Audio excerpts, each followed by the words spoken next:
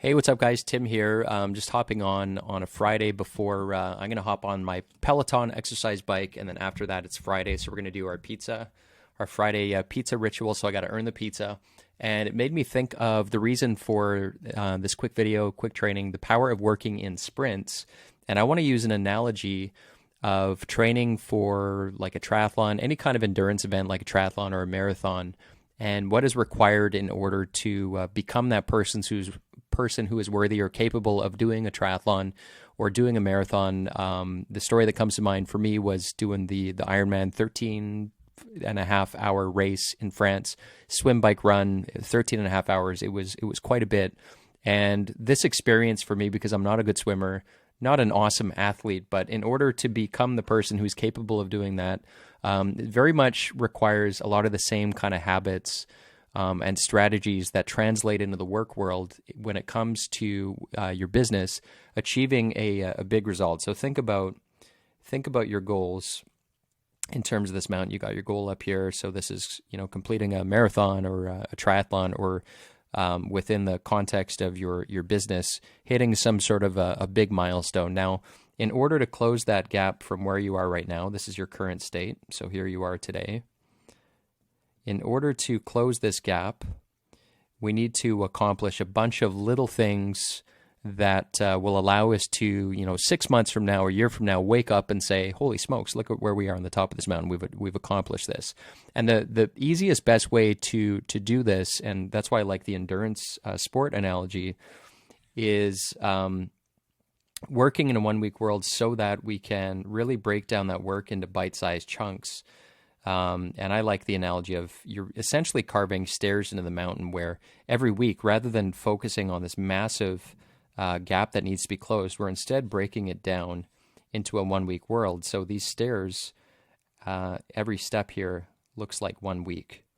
Okay, so every week it's what are the things that I can do this week to move the ball as far down the field as possible, so that by the end of the week, I can jump up here and I can look down and I can see the view. I can see the progress that's being made by the end of Friday.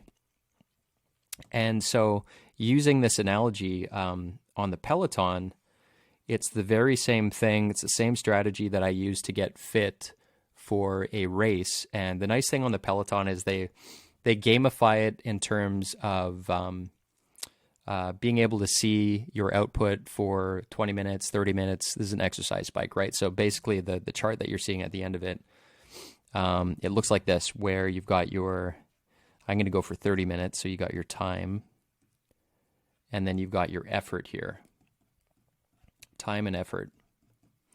And so what I do is I do speed work on the bike, and it very much reflects sprints, because I do 3 minutes, low intensity, 4 minutes high intensity, 3, 4, 3, 4. I do that 4 times to get me to 28, and then I do a 2 minute cool down.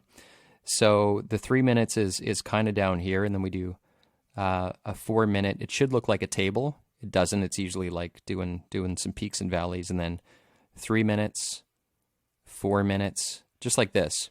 And so in terms of exercise, to get your capacity and to get the biggest benefit out of exercising, so that you can get your capacity, your VO2 max, and your lactic acid threshold, all that stuff is very much related to the amount of time that you're spending up in this high intensity zone.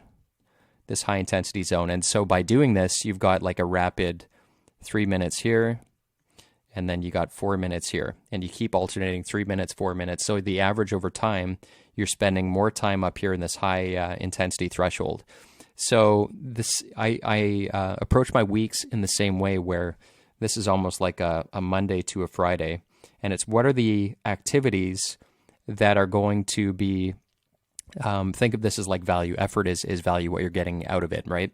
So same with your activities. If you look at your week, what I like to do is look at all the stuff in my backlog, all the stuff that I want to get done, and we use constraints typically. Like if I had to pick 3 to 5, what would they be? Pull them in. But the main thing is that at the end of the week, you want to remember that mountain. You want to see a bit of a view. You want to have something to show for it at the end of the week. So on a Sunday or Monday, looking at everything that I want to get done, what are the things that are going to move the needle most to get me in the direction towards the goal, whatever it is you're wanting to achieve within your business. So this analogy is very much in line with sprints, working in a 1 week world, and rather than feeling overwhelmed with all the stuff you want to get done over the next month, over the next quarter, over the next year, breaking it down over the next week and thinking, what are the things that are going to give me the highest bang for the buck, so that we can rest, recharge, recoup over the weekend, and then back to it Monday through Friday. And then we've got the rest, recharge, recoup, and back to it. So, and the other strategy here is to create positive feedback loops. That's why on Fridays we do Pizza Friday, so that I have something to look forward to.